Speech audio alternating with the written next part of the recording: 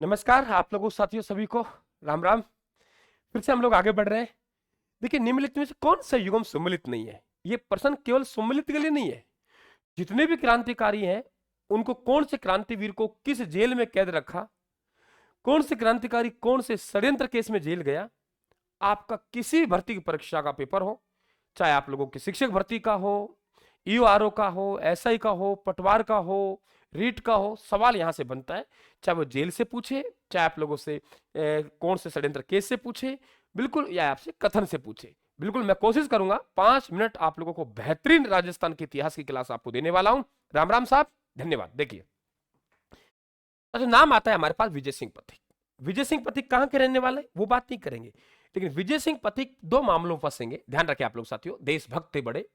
एक तो ये सशस्त्र जो क्रांति है, उस सशस्त्र क्रांति के कारण सशस्त्र क्रांति में नवयुवकों को जोड़ रहे थे रास बिहारी बोस के कहने पर, और फिर इनको जेल हो गई। वास्तविकता में जिस षड्यंत्र केस इन पर लगा था वो था फिरोजपुर षड्यंत्र केस। फिरोजपुर षड्यंत्र केस के कारण ही भाग के यहां आए, और फिरोजपुर षड्यंत्र केस जैसे ही यहां आए, आने के बाद में इनको गिरफ्तार किया। गिरफ्तार करके इन पे ये अकेले नहीं थे, इनके साथ गोपाल सिंह खरवा भी था। कौन थे गोपाल सिंह खरवा? यानी एक तो ये गोपाल सिंह खरवा और विजय सिंह पथिक, दोनों को गिरफ्तार किया। गोपाल सिंह खरवा व पथिक साहब दोनों को गिरफ्तार करके टोडगढ़ जेल में डाल दिया। अब वर्तमान में व्यावर में होगी। पथिक को डाल दिया। डालने के बाद दोनों यहां से फरार हुए। फरार हुए तो गोपाल सिंह खरवा साहब को पकड़ लिया गया और फांसी दी गई। फरार होने पर गोपाल सिंह खरवा साहब को पकड़ लिया गया और फांसी दी गई। गोपाल सिंह खरवा साहब को पकड़ लिया गया और फांसी दी गई। तो गोपाल सिंह खरवा साहब है, इनको फांसी दे दी गई। और विजय सिंह पथिक जो भूप सिंह था, अपनी दाढ़ियां बढ़ाई, और दाढ़ी बढ़ाने के बाद में दाढ़ी बढ़ाई अपनी, और दाढ़ी बढ़ाने के बाद जेल से भागे। जेल से फरार हुए तो अपना नाम क्या कर लिया? विजय सिंह पथिक कर लिया। विजय सिंह पथिक कर लिया। इनको बिजोलिया की जनता के द्वारा महात्मा जी भी कहा गया। अगर पूछा जाए विजय सिंह पथिक को महात्मा जी किसने कहा, तो आप लोग कह देंगे विजय सिंह पथिक को बिजोलिया की जनता ने कहा। ठीक है, ये यहां से आते हैं। और आप लोग चित्तौड़ में एक विद्या प्रचारणी सभा चलती है, बिल्कुल क्लियर कर लीजिए। विद्या प्रचारणी सभा, मूल जो विद्या प्रचारणी सभा है, मूल जो विद्या प्रचारणी सभा है, मूल विद्या प्रचारणी सभा है, वो ध्यान रखें कहां है? चित्तौड़गढ़ में। और इस सभा के संस्थापक है, इस सभा के जो संस्थापक है वो ध्यान रखें, वो है हरिभाई किंकर। तो हरिभाई किंकर के द्वारा विद्या प्रचारणी सभा की स्थापना चित्तौड़ में की गई। लेकिन इसकी एक ब्रांच थी। क्या थी ब्रांच? वो ब्रांच बिजोलिया में चलती थी बेटा। कहां चलती थी? बिजोलिया में। और उसके जो संचालक थे वो थे साधु सीताराम दास। तो फिर यहां बिजोलिया पहुंच गए, और बिजोलिया पहुंचकर 1916 में बिजोलिया किसान आंदोलन का नेतृत्व किया। तो मेरे हिसाब से केस भी क्लियर हो गए, मुकदमा भी क्लियर हो गया, और जेल भी क्लियर हो गई। जेल से फरार हुए वो भी क्लियर हो गई, नाम बदल दिया। अर्जुनलाल सेठी, देखिए अर्जुनलाल सेठी है, ये जेल गए निमाज मंथ हत्याकांड में। निमाज मंथ की हत्या की, और निमाज मंथ हत्याकांड में जेल गए। निमाज मंथ हत्याकांड, निमाज मंथ हत्याकांड में इनको जेल हुई, और इनको वेलूर जेल में रखा गया अर्जुनलाल सेठी को। और अर्जुनलाल सेठी वो है जिन्हें राजपुताना में राष्ट्रीयता का अग्रदूत कहा जाता है। राजपुताना में राष्ट्रीयता का अग्रदूत, अग्रदूत। और हम अलग से बात करेंगे, लेकिन इतना तो पता है, यदि अर्जुनलाल नौकरी करेगा तो अंग्रेजों को भारत से बाहर कौन भगाएगा, ये इन्होंने कहा था। एक लो चलो रे सिद्धांत पर जीने वाले थे। दो सवाल और देख लीजिए अर्जुनलाल सेठी के, बहुत मजे वाले सवाल है। कभी पूछा है आप लोगों से कि एक लो चलो रे सिद्धांत किसका नारा था? एक लो चलो रे, एक लो चलो रे सिद्धांत, एक लो चलो रे सिद्धांत, एक लो चलो रे सिद्धांत किस क्रांतिकारी का नारा था? इन्हीं का था। और कभी पूछा जाए आप लोगों से खूनी और राज, क्या पूछे बेटा? खूनी और राज, कि जो खूनी और राज है वो ध्यान रखें किन का है? तो खूनी और राज भी इनका है। दोनों बात ध्यान रखेंगे। केसरी सिंह बारेट, बेटा आपने साधु प्यारेलाल हत्याकांड का नाम सुना हो तो ठीक है, ना सुनो बता दूं आप लोगों को।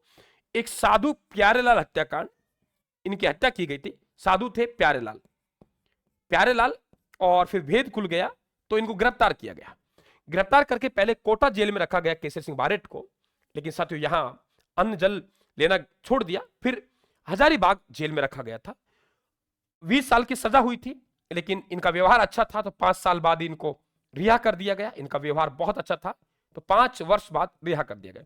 और वो केसर सिंह बारेट जो जेल में रहे साथियों, जेल में भी अनाज के दाने हैं, चावल के दाने लेके भारत माँ का मानचित्र बनाते थे और वहां के जो क्रांतिकारी कैदी थे उस जेल में उन्हें भौगोलिक जानकारी दिया करते थे। सलाम है ऐसे बारेट परिवार को साथियों हमारी तरफ से, ये ध्यान रखें। तो बारेट परिवार को सलाम हमारी तरफ से। दूसरी बात, जोरावर सिंह बारेट, जोरावर सिंह बारेट ये सुमलित नहीं है, ये गलत रखा गया क्योंकि जोरावर सिंह बारेट पकड़ में नहीं आए। बरेली जेल में जो रखा गया था वो प्रताप सिंह बारेट को रखा गया, जो केसर सिंह बारेट के भाई थे प्रताप सिंह बारेट, प्रताप सिंह बारेट को रखा गया।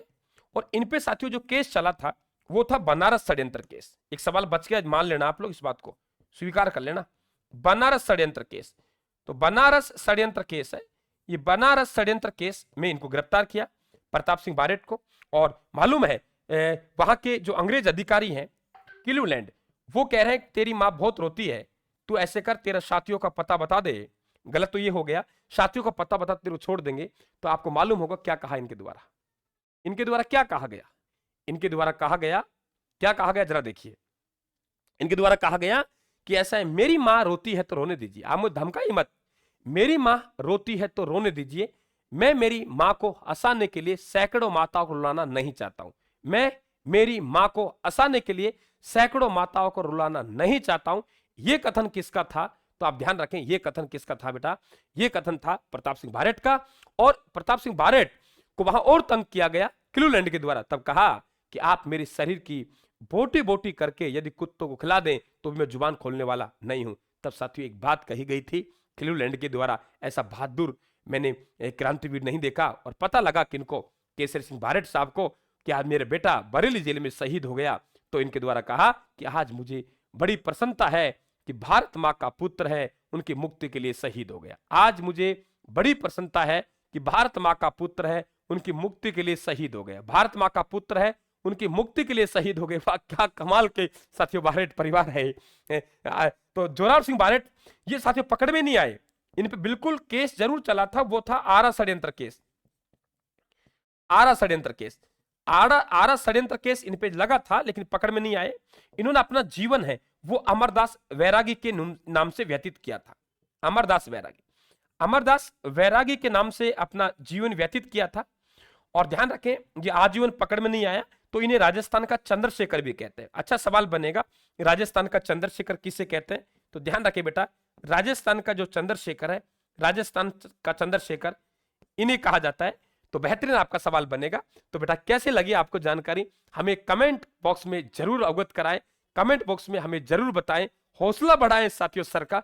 निश्चित तौर से हम मिलकर अच्छा काम करेंगे, हम आपको ताकत देंगे, आप बस हमें एक हौसला देते रहें। क्लास को लाइक और शेयर करके। आप सभी को थैंक यू, धन्यवाद, राम राम साहब।